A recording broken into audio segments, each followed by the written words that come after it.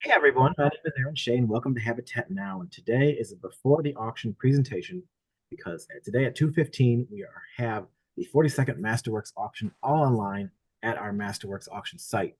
It's our largest ever, 105 pieces, and we're going to be talking about some of them today. Not all of them, 105 is a lot to get to, but should you want to interject about any of the pieces, maybe you have one, maybe you've seen something similar, I'd love for you to join the conversation. I'm joined today by my partner Corey Hampson over here on my screen, and Ferdinand Hampson on this side, founder of the gallery. And with his legacy, we'll learn a lot about these pieces. Ferd will be joining us for like the first half of the presentation, talking about a lot of the historic works. And without further ado, let's get into sharing my screen and talking about these events at the gallery and the actual auction. So we do these events every weekend, every Saturday at 1 o'clock Eastern Time. We visit glass around the world. It's so fun to be able to do this and to continue the legacy of sharing these Zooms, visiting artist institutions, and we have so much more planned. So make sure you sign up for our newsletter. If you go to our website and you want to find these, they're under the little hamburger button over here. Just click that. There's a button called Zoom, and you can sign up every week. We put the links there. Our Blown Away Hot Shop, Habitat Shop is now open. We're going to be starting to offer more works via our online shop by many of the artists in our Habitat family. We released the John Miller John Miller chicken wing called Zing last week. So it's exciting. I have a lot of feedback on that. And if you ever want to see something interesting, we'll send you the link. It's on habitatshop.com. So I mentioned we do these every single weekend. This is the auction. We're excited about it today. Lots of fun things we'll talk in a few seconds about. And like I said, I'm joined today by Corey Hampson, my partner, Ferdinand Hampson, founder of the gallery, and myself. So first thing up for auction is something fun. Ferd, can you tell us a little about this fun bowl? Yeah, the first couple pieces up are from the Polish artist Borowski, and there's three brothers and a father, all of which are artists in some way. And these were done in editions, although they're all hand blown, so each one is different than the other. Right. We have another one in the auction too. We kick to that one. Yep, that one. A violin edition. So what's interesting about these two is they don't make these editions anymore. They are retired editions. So this is a fun way to get historic pieces that are being no longer made by the studio that are great examples of the edition work. For Corey, you want to take this one? Do you know anything about this Preston Singletary? That is a very unusual Preston single for Terry from 1996. It was done in Calmo, and I believe it was done at Pilchuck. And Calmo is a Venetian technique of bringing two hot pieces together and twisting them at the same time, moving them systematically where you can heat it up and they become one. And that process was brought to us by Lino Tagliapietra in 1979. But it's a really kind of interesting piece, very different than the work that he's creating today. Very unique for sure. This is a fun example by our longtime Habitat friend, Alex Bernstein. He's a master of mixing materials. He has a whole process he invented where glass or metal is fused to his cast glass sculptures hot. And we have a couple pieces of Alex Bernstein in the auction. I'm sure both Ferd and Corey and I will elaborate more. Ferd, you mentioned you want to talk about this one a bit? Yeah, that's a beautiful example of his work. And you can see the metal very clearly on this here that is attached to the glass, which is underneath that metal. And yeah, beautiful example of his work. You really have to We have, I think, 4 of them in the auction. I just saw this piece. It's very big. It's 26 and a half wide. It's actually, it's pretty expansive. So, and it's a really powerful piece. Yeah, it's very popular. I was going to say the exact same thing. It has a big, powerful presence, and it's got a lot of attention in this auction. Corey, you want to take Bothwell? Oh, I love this. Is the iconic Christina Bothwell. She's out of she's not afraid to use any different types of materials. She includes, doll hands and ceramics and paints on the surface. She even leaves some of the plaster in the mold because she doesn't care. She doesn't need it clean or pristine to really tell her story. And story is an interesting word because her husband, Robert Bender, is a children's book writer. An illustrator, and he handed me, when I started showing Christina and Robert's work, handed me a bunch of books, and my kids grew up reading the books of the Bothwell Bender family. But this is like this dream that is called Companion, and really sisters' dreams. And so dreaming of what? Leaving the body, but coming back to really see very calming sculpture. Thank you, Corey. Some fun work we've mixed in this auction because it's online. Collectors in the area have some work that we're offering, and this is Chelsea and Jeremy Griffith. Think we're learning more and more about. I have amazing techniques of using glass and what's a swirling technique called, Corey, that they use? Raticello? Raticello. Fun things, and we're happy to have these in the auction. And there's been a lot of demand for glass at this particular price point, and we're grateful to include some in this auction. Bird, do you want to take this one? Yeah, absolutely. Note the date, 1964, when Harvey Littleton started this whole thing in the United States was 1962. So this is one of the earliest examples, because really, frankly, for the first 2, 3, 4 years, people didn't know how to anneal work. So many of the early pieces just shattered by themselves. And so this is one of the very rare examples of the man that founded the American glass movement and had an influence throughout the entire world. I was excited to see this in the auction. Yeah, it's good to know about the history of the annealing process. And this is museum quality, really tells the early history of glass here. And it's a great example. Bird, you were good friends with Harvey, weren't you? Yeah, we traveled together in Europe, and I would consider Harvey a friend. I think we had a mutual respect for each other, and I've always enjoyed his work and his progress, and also his place in history. It was really very special. This one here, another Harvey Littleton from 1979. This is one of the very first loops, which continued on for the rest of his creative life. And this piece is encased with clear glass on the outside. And I don't know. I think maybe I sold this. You did. Because this, I did, because this is the very first exhibit, 1979, that we had with Harvey. Thank you, Bird. Guys, 3 pieces by Harvey's in this auction, which is great to incorporate in this summer auction. Sure. This is another one for you. Yeah. This is Joe Philip Myers, another one of the very early on artists working in glass that had a very strong influence on the history of what happened. And I've mentioned many times before, I liked his work and found it so significant because he didn't let random things happen with the glass. He controlled it. So when he did an abstract painting on the side of the glass, it was because he wanted everything in the places where it is and didn't rely on just the pretty material, but the actual composition as any artist would. Thank you, Bert. Alec Vasicek, a large sculpture by the artist from the Czech Republic. It's very big at 38 inches tall. A wonderful example of the artist's work. We sold one recently in our previous auction, and we're incorporating it in this auction. We're grateful to have such a monumental piece available to the highest bidder. Corey, you want to take this, Celine?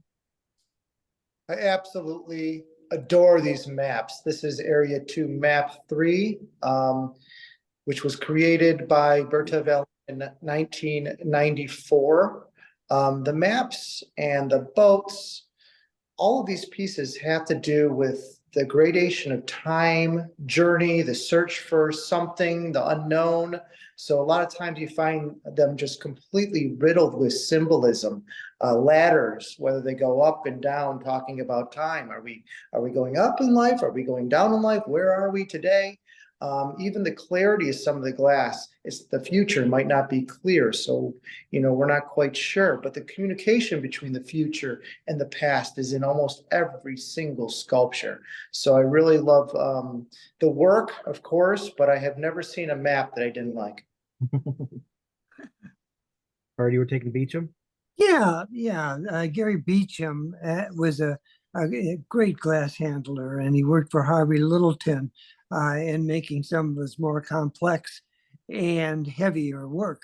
And this is just a beautiful example of how good he was. And I say was because I believe he's retired. I haven't seen any work for quite a while. But this, I think, is a real highlight piece of his career. Thank you, Bird. Had a lot of interest in Kit Carver's and Michael David's work at this auction. There's three wonderful pieces on display in this actual auction. All three are just incredible examples of technique and sculpting, and they've received a lot of attention. So if you're bidding on these, make sure that you know that there are other bidders out there. Oh, Ferd, you want to take the Janusz? We talked about this. Yeah. This Janusz work is from, I believe, the Belkin collection.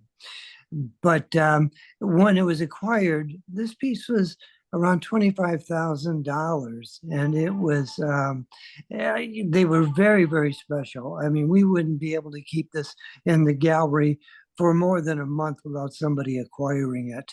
And it has an extremely low opening bid price on it, and I hope somebody finds a nice home for it. These figures were created during when in 1991 when Janusz Velatinovich was working for and with Nicholas Africano, and he made very few of them. No. Paid a lot of attention on these James Nowak works. It's quite large at 25 inches wide. Beautiful and colorful. We've enjoyed this piece of the gallery for a couple of months now, and I've really enjoyed exploring it. We have a 360 video of it on the Masterwork site, so make sure to check that video out to see the piece in all its color and all its beauty. Henry Hillman, Ferd and I talked briefly about this artist. Massive piece at 28 inches tall. Each stack forms on top of its next piece to create the full structure, and I had the fun of setting this work up twice to shoot it from the front, from the back, and it is just a marvel of the work. And you can tell us a little bit about the family, Ferd? Well, the Hillman family, Henry was heir to the Pittsburgh plate glass, which actually at one point was the wealthiest family in America. And he got involved in creating glass and really sincerely took it up and learned everything he could about it. We had towers in the gallery, and this goes way back in the 80s, where they were like 6 feet high. And that was so unusual to see glass of that scale. But he had done it with by being able to stack elements on top of each other. Thank you. This includes a metal frame that goes around the piece. It is a wonderful piece, and it comes with its own crate. Our friend Dean Allison, we put a couple pieces of his work in the auction, and he's probably the best bust maker in glass on the planet. He has recently got a new studio going, so we're excited to see what comes out of his career next. But each one of his works are just so passionate and so moving. This one called The Love of the Game, just an idea of someone enjoying the concept of baseball and the narrative on it by themselves, no matter what. So it's a wonderful, incredible work. Ferd, you know John Goldberg's work at all? I do not. Okay, someone else. This was acquired through a local collection. Corey, you know something? Well, I do know that John was inspired by Martin Blank, and you'll see that in a lot of the other pieces. Not so much this one, but I do love the process. This process is actually very much to Harvey Littleton's process, where you take a core color blow and then have another color on top of that, and then another color. But unlike Harvey, he had cold worked the surface, much like Martin Blank, where it's almost like he treated some of the sculptures like they were stones, and that he was doing stone carving on the surface of the glass. So it's really kind of a beautiful sculpture in itself, vessel in itself. Thank you, Corey.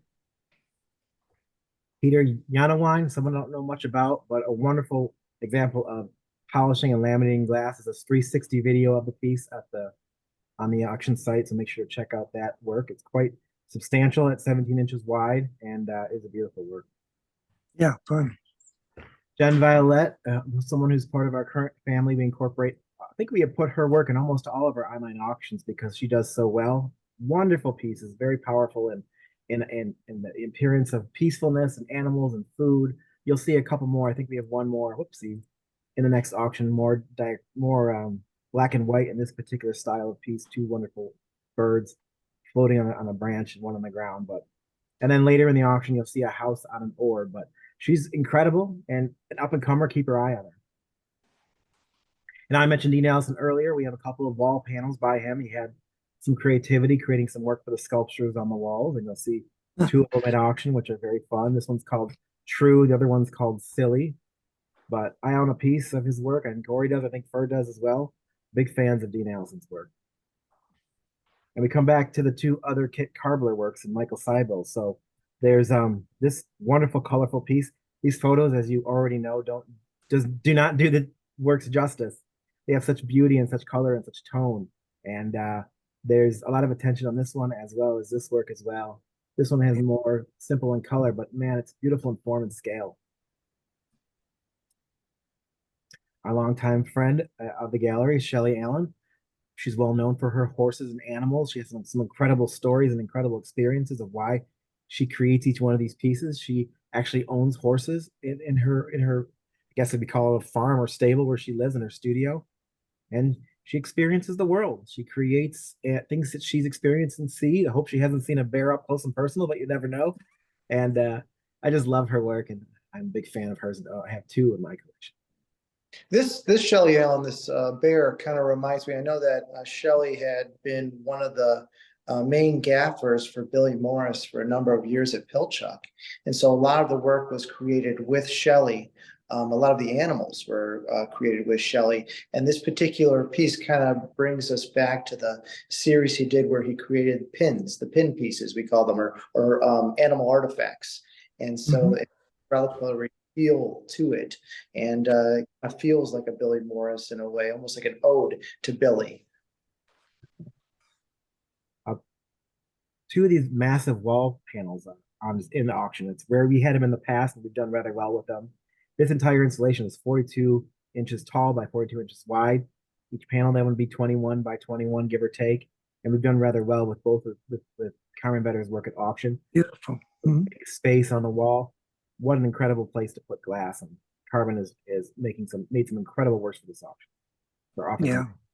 She actually invented a tool to pull glass away. It's almost like a suction tool that she had invented to suck the powder away, but still keep the powder. So this is layers and layers and layers of powdered glass, and the texture she has manually created. And then she has to carefully pick it up and not breathe and take it to have it fired.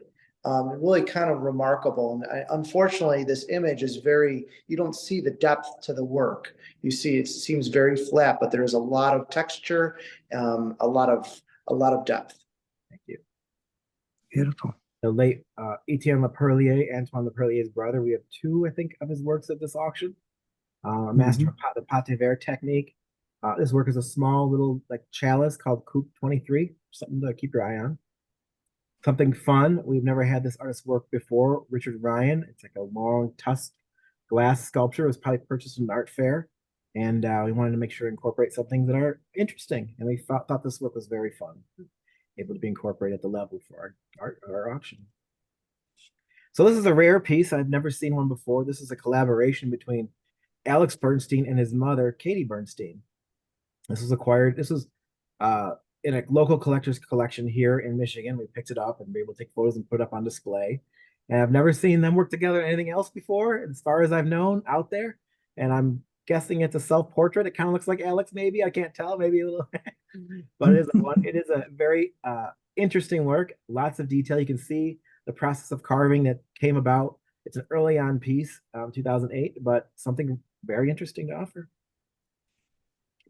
Nancy McGee, someone I don't know too much about. Ferd and Corey can chime in, but it's a long freestanding piece that mounts to your wall. Lots of details hidden in this work, and the price, I think it's a very low reserve, just something exciting that you can acquire and mount to your wall and hold a piece of history by Nancy McGee. Yeah, a lot of people that are involved in glass may not be as familiar with her, but she showed at very prominent fine art galleries, was considered much more of a fine artist versus a craftsman. And yeah, she has like a sterling reputation. I don't know where you got this piece, but it's a wonderful piece. She's from California. She's from the California region. She's one of the, from that group of artists out there. Yeah. Represented by the Austin gallery. I'm sorry, Imago for years. Yeah, now, yeah, I was referring to that, but she was showing at some very significant galleries, mainly on the West Coast. Okay.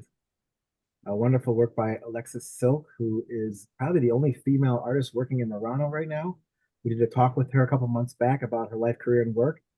An incredible example. This is a hand-blown glass torso that free hangs on these giant metal hooks. And if you ever want to learn more about her, watch the video on YouTube. It was a great learning experience for all of us. Corey, you want to take this one? Albert Paley is a legend, and I think he really got catapulted his career when he did the doors of the Smithsonian. And he has work all over the world, a lot of metal sculptures. In fact, I was in Naples and I just stumbled upon a piece at a cafe. A lot of them are outdoor work.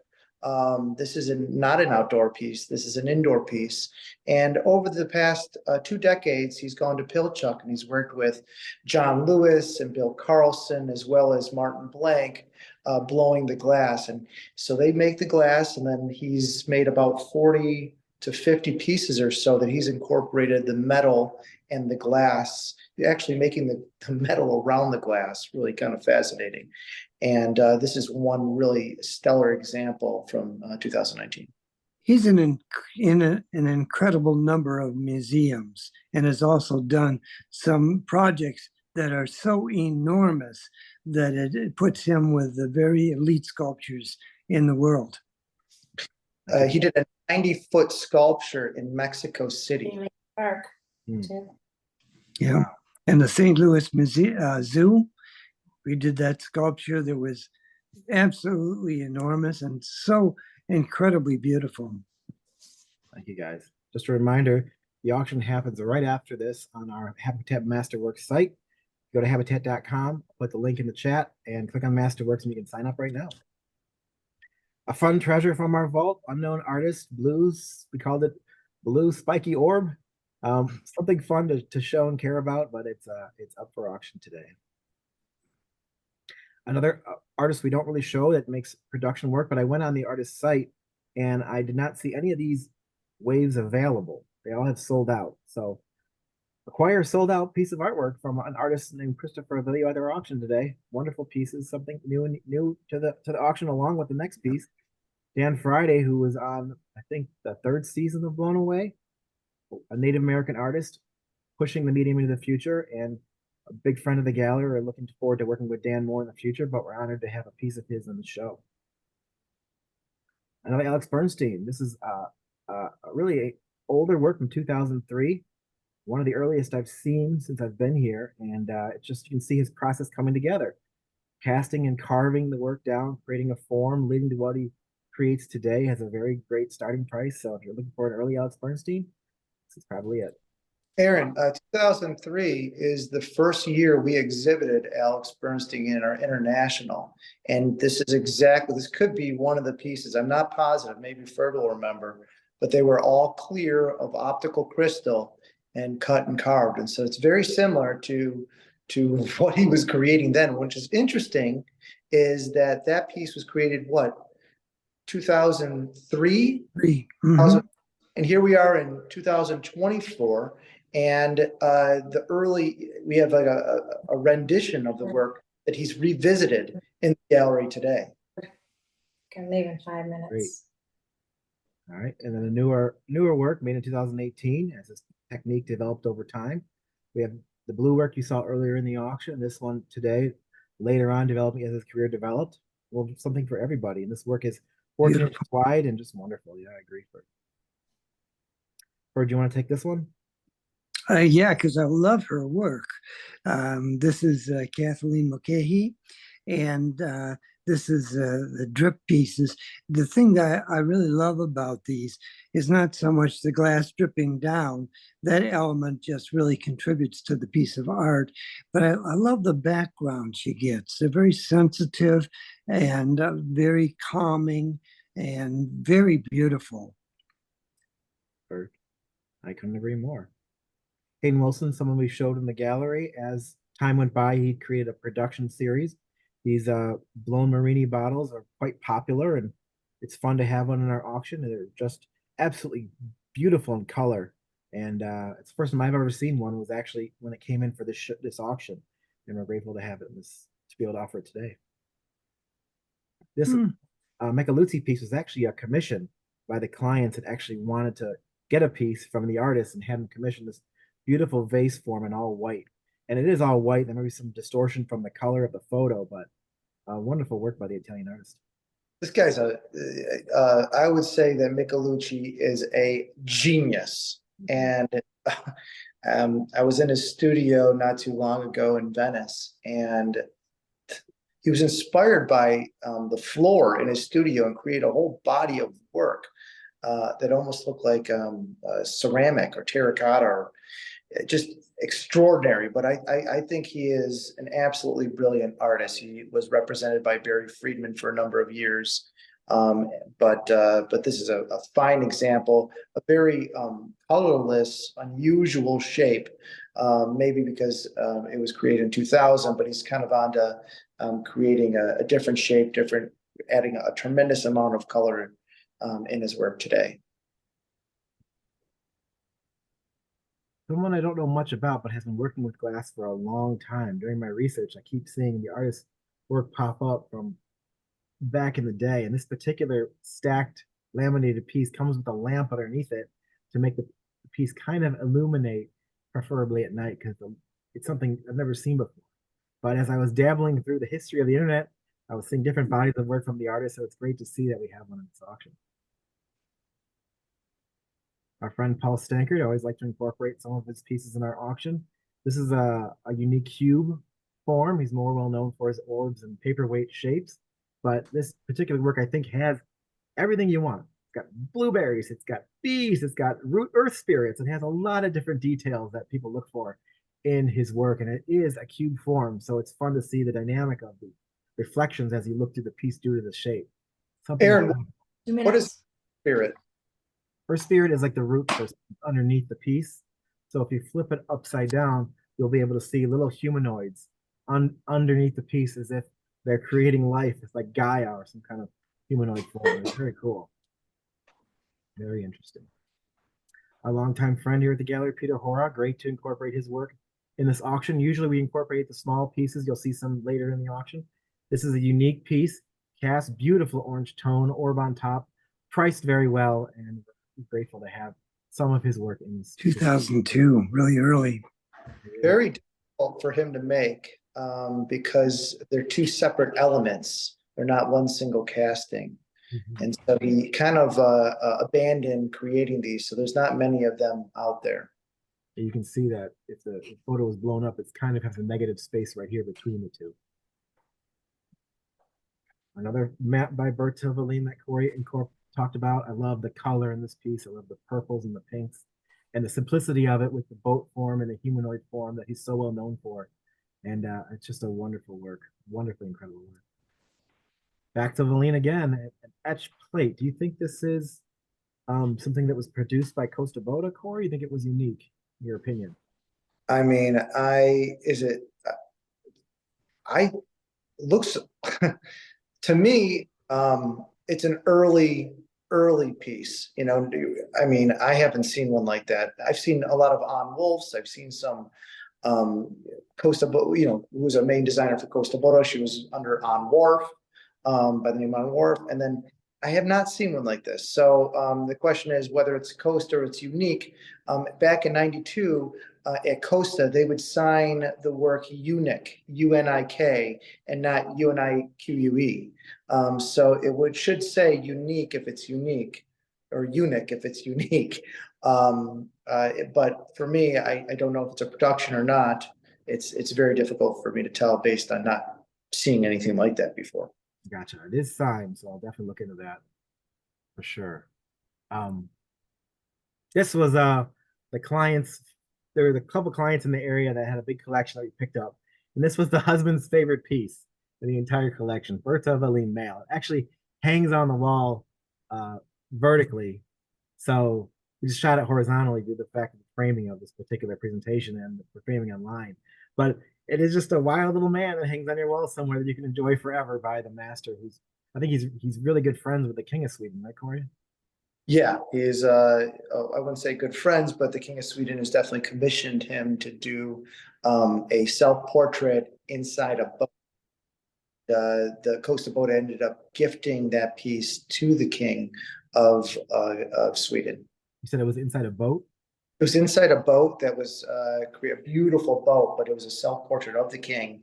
That was an element that was blown and then painted, dropped into the boat while it was still hot. And so it solidified inside the boat. Really quite incredible piece. And the way Costa Boat and Bertil work now, when they create something that's massive, they create two of them with the hopes that one of them will survive.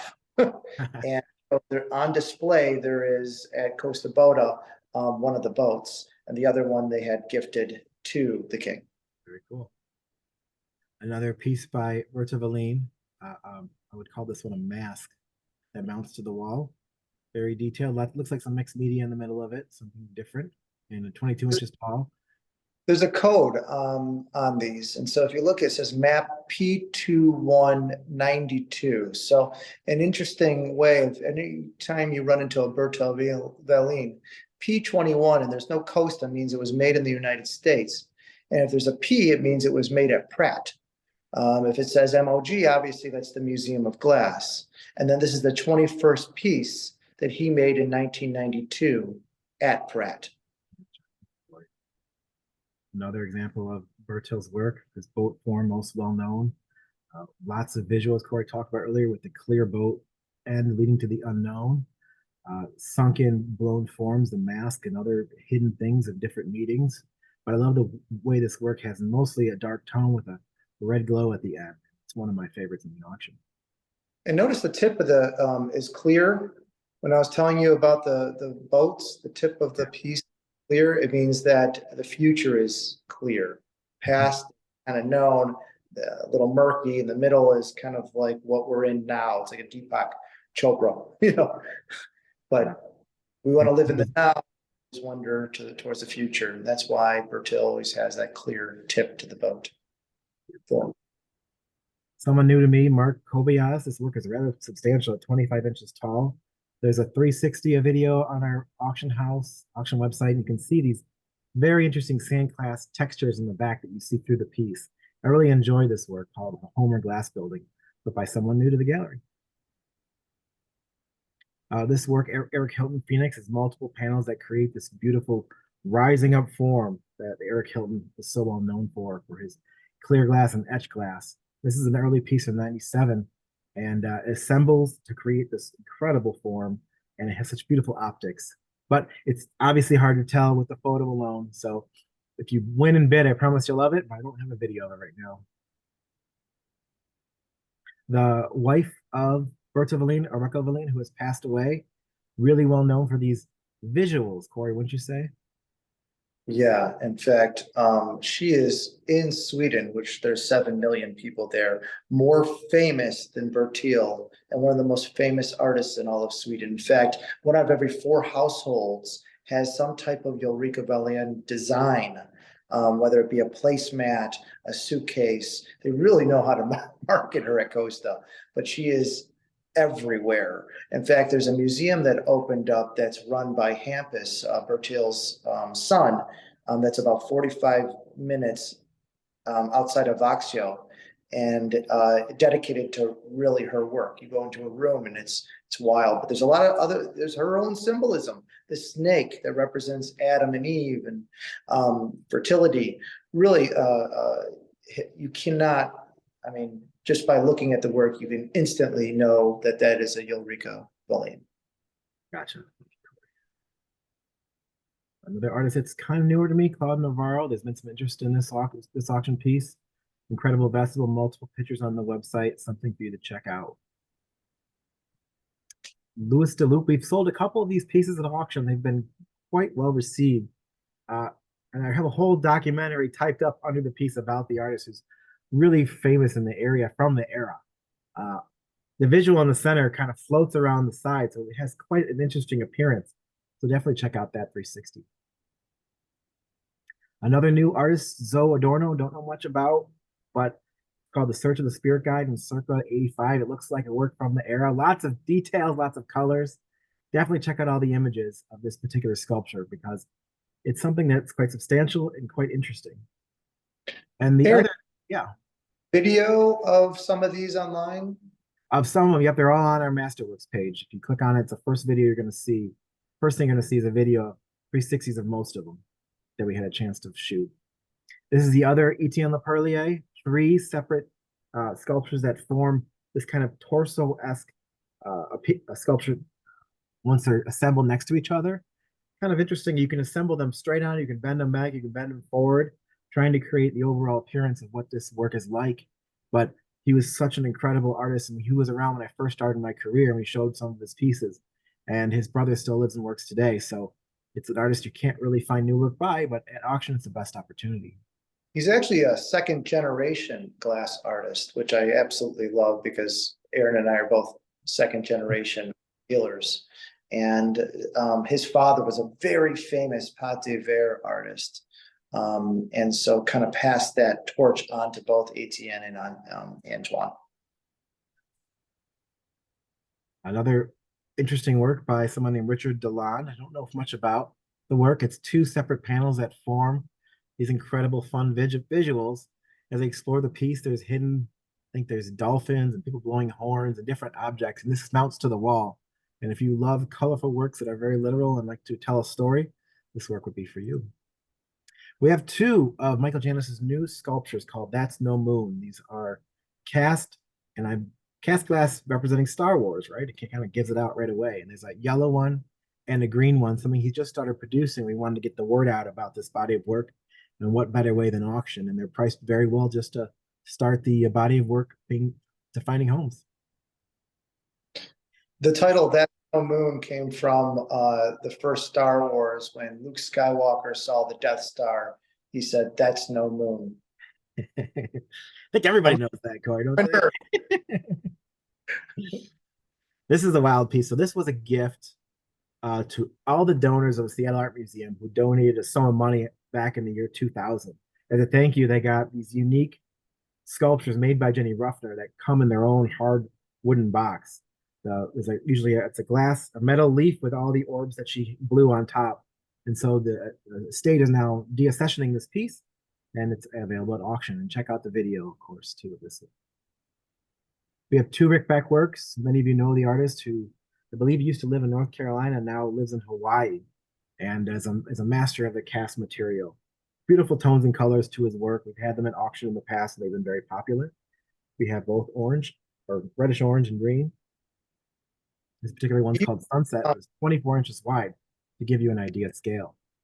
Blanco glass that he would get the seconds of, kind of like Amber Cohen, how she incorporates found objects and found glass in her work. But that's what Rick did in his studio in North Carolina. He would just look through green bears and they would have to be the same color so they can melt. They'd say the same coefficiency, so they would marry together. If it was one that was off, you'd have to take it out. But he'd go through all these different bears. They're like the seconds from the glass factory, and he was able to melt them down. And then the second thing that he really, what I thought was absolutely incredible, is the fact that he was one of the few artists that I know that absolutely loves to cold work.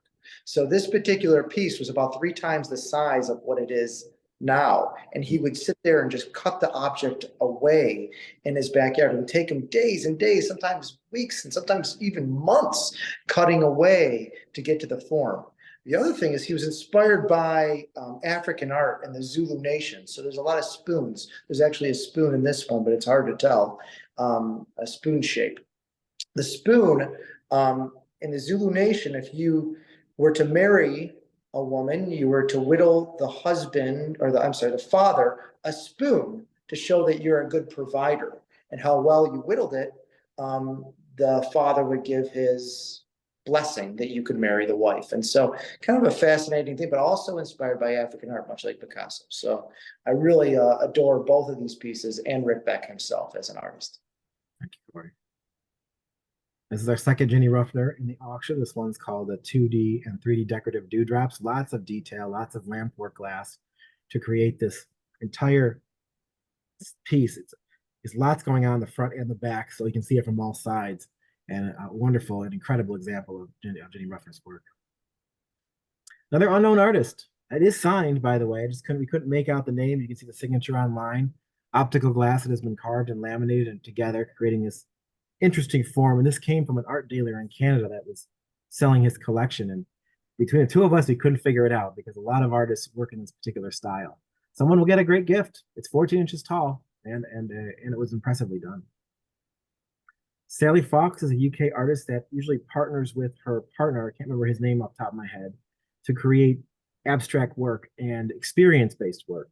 This work, it's hard to tell in this photo, it hangs on the wall in this shape and came from a local collection. It has mirror-esque qualities as you walk around. There's different photos online that you can see the different views of this particular glass alien-like object. It's quite an interesting sculpture. The 28 inches, almost 27 inches tall, it has quite the presence and includes the bracket. For an urban ice, you got to see the 360 of this piece called The Happy House. Lots of fun things going on. Irwin is an important part of this history of studio glass. We had Harvey Littleton in America, and Irwin was incredible in Europe, getting the word out and teaching. And we're honored to have this one in the actual auction. Yeah, Erwin once told me, he walked around as a child. I walked around the gallery with him, and I had all these questions, and he just loved it. I think he just loved the fact that I was interested. And he told me something really interesting. He said Harvey brought him to the United States and to teach glass blowing.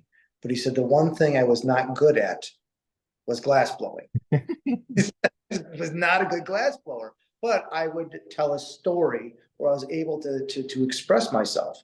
And that's my gift to the American studio movement, was the fact that this is art, and art is a story. And this is what I want to present to the world, is treat it like a story, not get the perfect vessel. Not, even though he came from a long line of glass blowers, that was not his forte. So it's kind of interesting because this does look like a pretty perfect vessel, but you can see that there's clearly a story being told. That's right.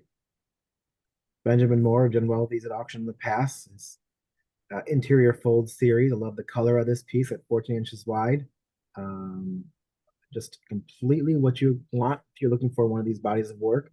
And it came in personally. The seller drove it in himself with some other pieces, so inspected it thoroughly, and it's just a wonderful example of Benjamin Moore's work. Carl Berg, this is probably the biggest one I've ever seen, 15.5 inches tall. It's two giant optical, I would say, lenses that are mounted on this pyramid-like form. And it was so interesting to actually assemble this and look around at this piece and form. And I've seen him, I have a piece behind me of his work sitting on the table without a stand, but with the stand, it takes these pieces and puts them in such a unique balance. And I think it's just an incredible piece by the artist. Many of you know Emily Brock. She has since retired from working with glass, and she has some work in this auction that we're just incredibly impressed by. And this is the piece. It's called Farm to Table. It has a little narrative, hidden things about are incorporated in this piece. As you walk around, you discover napkins on the floor or food misplaced, but as you walk around the work, you really would enjoy this. And there's a couple pictures on the Masterworks site. Emily Brock is not making work anymore. Unfortunately, she suffered from a stroke, which has not allowed her to really handle glass, and her daughter has been really helping us with her career and her as an artist. But this is one of the last pieces that she made, and very few of them come to the secondary market. So we're really honored to have this. And this is really just kind of a touch of New Mexico, where she lives in Albuquerque. So if you have ever been there, you go into boutique stores off Canyon, you'll see that this is like a rendition of that. Gotcha. Okay, Corey. But let you know we got to pick up the pace here. We got 15 minutes left, so let's continue on. Shane Farrow. These birds are rather popular. Multiple colors. I've seen people send me their birds after seeing this work at auction. Just a fun, wonderful, small 7-inch piece by the artist, and it's going to find a home for sure. Someone new again. We've sold a couple of these Van Leeuw pieces at auction. This one's called Totem. Lots of carving and glass. Got to see the 360 on our website to really give you an idea of what the piece looks like. And it's substantial at 20-something inches tall. It's just something you need to explore and see. So check out our website for the auction. This one has visuals, almost like a Steve Weinberg kind of style, where this tower of clear glass has these wonderful bubbles that appear inside of it. And over a foot tall, it has some real substantial appearance to it, almost like a storm brewing. Something incredible and something new for us. Odahashi, big fan of Masayo's work. We've done commissions and we've sold her work in the gallery, and we're grateful to have this quaint, peaceful piece available for sale at the auction. As you explore the work, there's some textures to her face and her body, and if you look at the bottom, there's a hidden home, frozen in time, that represents probably what she's thinking about or her life, what the meaning is. So lots of bubbles that flow up and something very, very, very interesting. Jerry King, who just passed away recently, represented the artist for many, many years here at the gallery, and we have this incredible shield that the artist made. And it's in his style. If you Google the artist and see other objects of his work, you'll see these red tones that really are prominent in what he's created over time. This work is over 40 inches tall and really has a great appearance. And it kind of has a luminosity as it glows on display if you had it in your home. So definitely something to keep your eye on. Judith Escola, who has, I think, semi-retired, but I haven't seen any new work by her in a while. She has these beautiful forms that she makes in real life and encapsulates in the form behind her. And that usually you have a light or something behind these works, and they just glow. And this is a great example of one of her pieces she created over time and have done decently well at auction. So keep your eye on this one. Someone new, Earl James, kind of like a planetary vessel form, something probably picked up at a craft show, but it's at 9 inches tall, has some real substantial appearance to it. Something fun, something different. You can see little pieces of Marini buried in the glass too. Maybe of your style, but it's just something that we wanted to make sure we had at auction.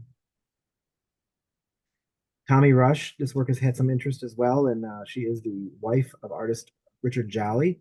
I love the way she incorporates coloring and these tulips and this beautiful glass work. And as you explore it around, it's kind of like a vessel form, but it looks like a Tommy Rush right when you see it. Would you say, Corey? Yeah, I would say I really enjoy her work. I like the softness of it. Very soft, indeed, and colorful.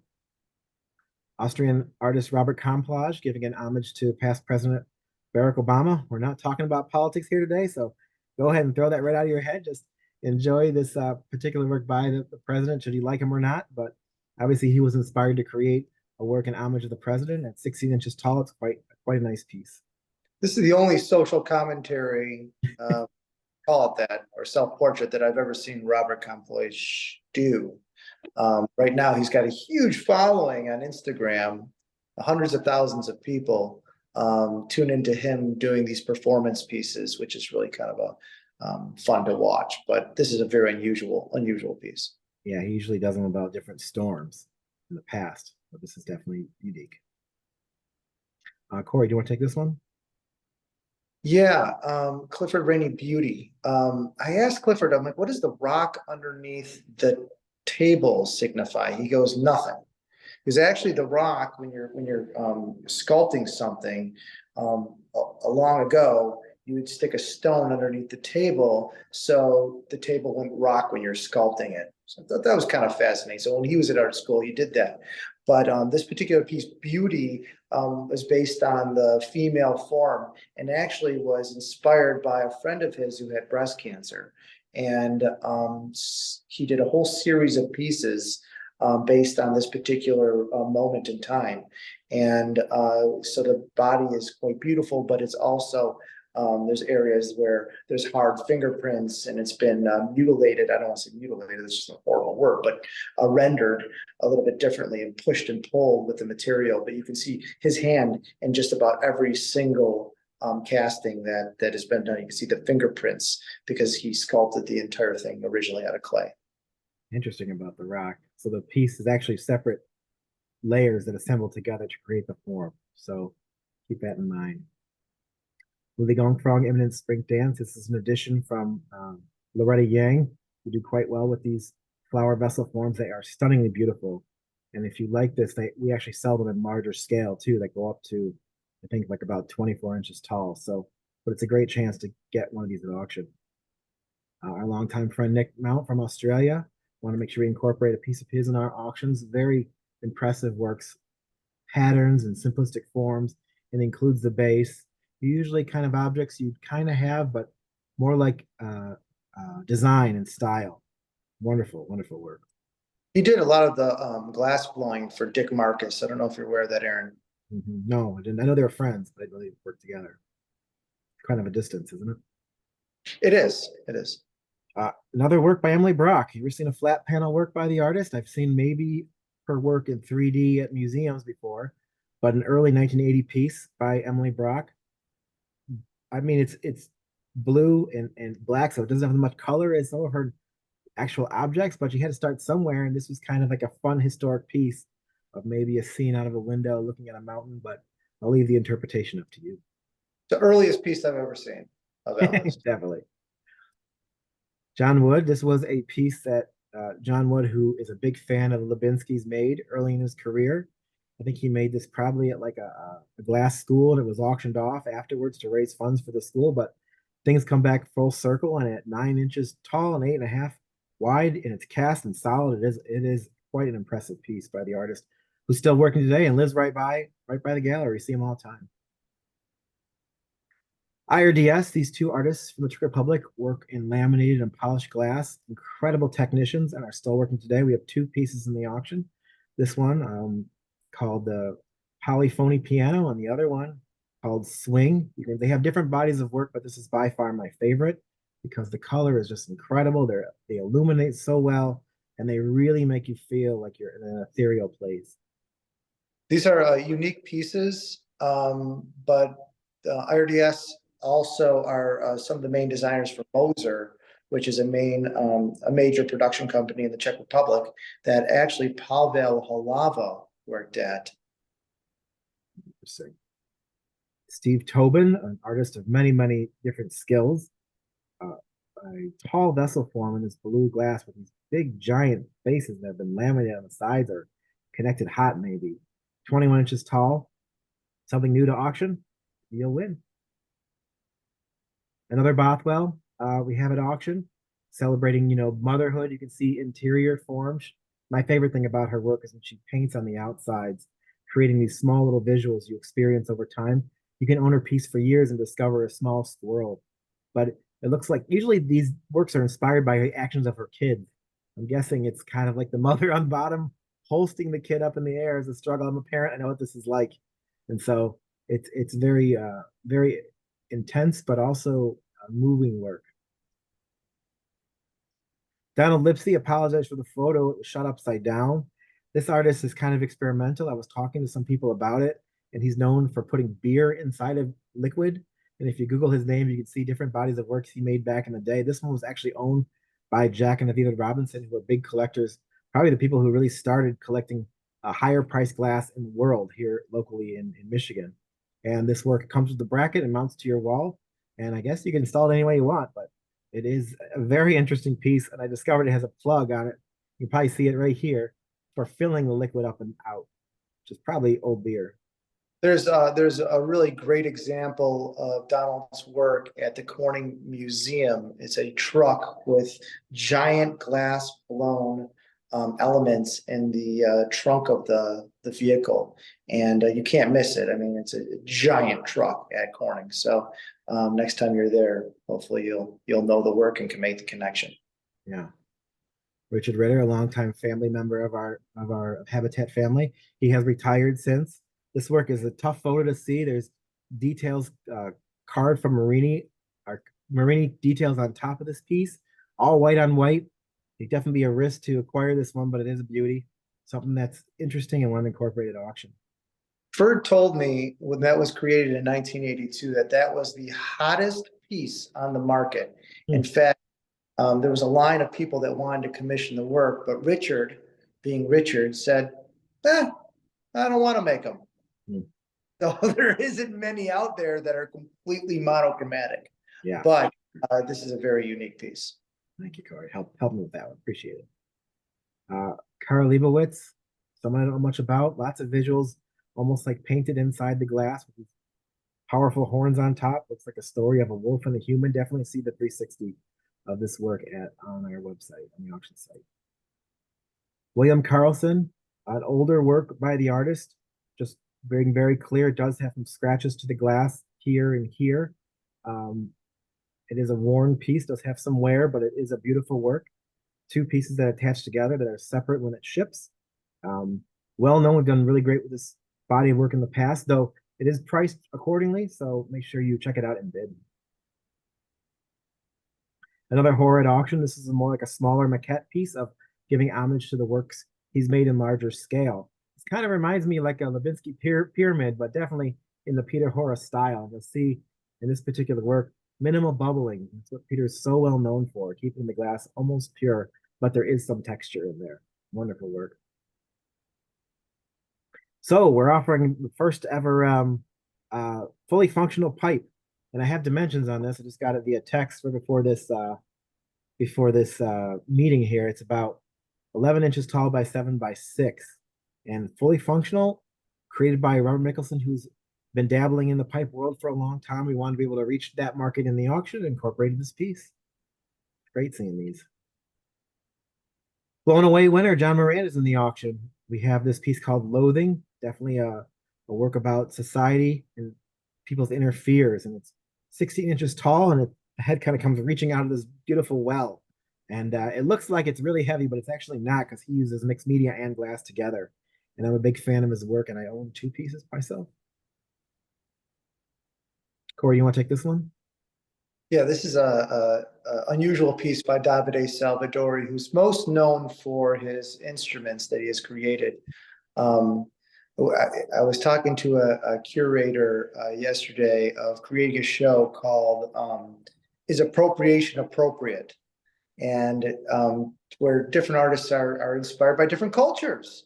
And living at Murano, you're inspired by a tremendous amount of different cultures because it's a giant melting pot. People just come there, they visit for a little bit, then they leave. And so I look at this, and to me, it looks like it was inspired by either Aboriginal art or even African art with the Marini that is done to the surface. But it is an urn. It does weigh close to 45 pounds. It's quite heavy. And if you know Davide's work, you know it's a Davide, even though it doesn't seem or feel based on the form that it's a Davide. Thank you, Corey.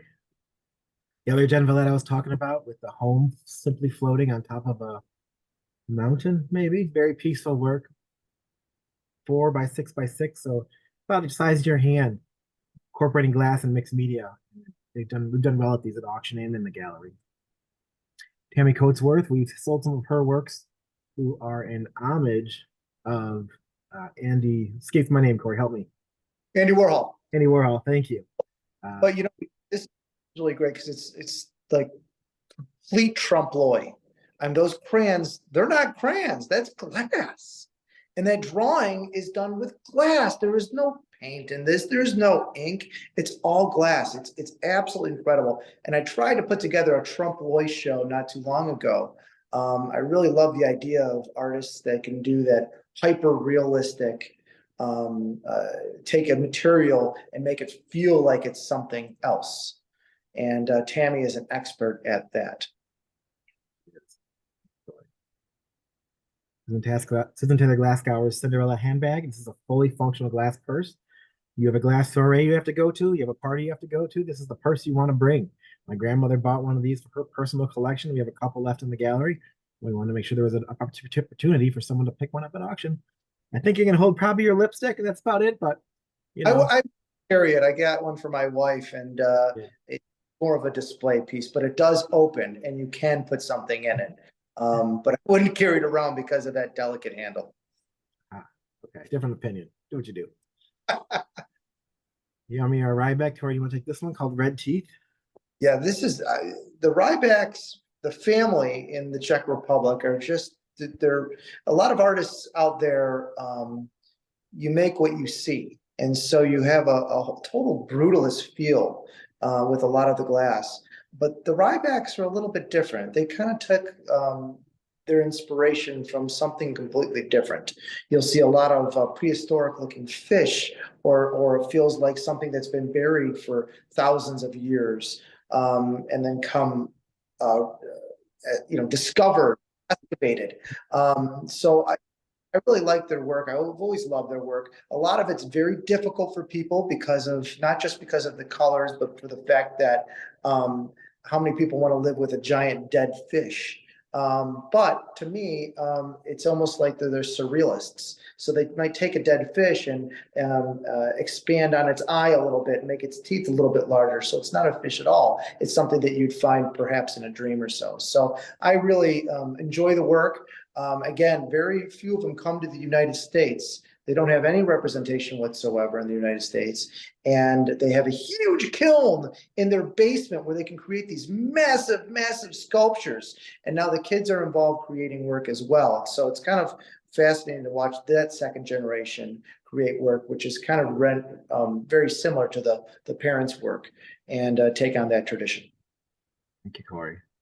An older, fun work by our friend Matthew Curtis from Australia. When you're familiar with his work, he makes these long, tall, shield-like sculptures. This is an early process piece, probably, before he started putting the metal frames around them.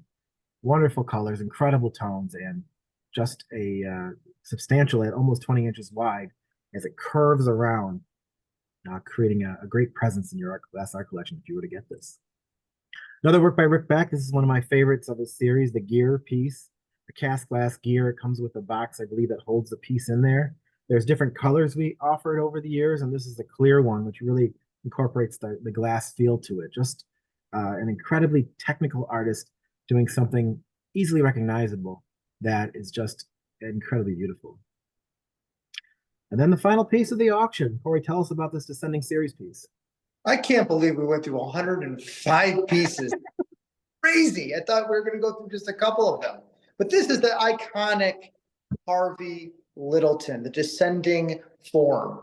And Harvey said his greatest quote, if you want to sell something, make it in blue. And here you have it. You've got the descending series in blue with the single element that comes off. And this is actually at the pinnacle of his of him creating work in 1989, one of the last pieces he's ever produced.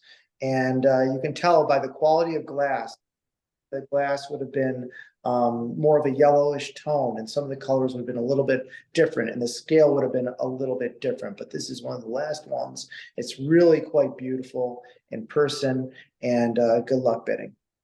All right, thank you, Corey. Appreciate you wrapping it up. That's it, everybody. I'm going to stop sharing my screen if I can figure out which button to press, and I'm so grateful for you joining me today. The auction starts right after this. It doesn't start at the Zoom, though. Make sure you go to habatat.com, click on the Masterworks button, or go to habitatauctions.com, and you'll have a chance to bid. And we'll see you again next week. We continue doing these Zooms every single week on Saturday at 1 p.m. And for those of you who have any questions, contact me. Get your silent bids in the last second if you want. Give me a call, and we'll see you all at the auction. Thank you all for joining us. Bye-bye, everybody.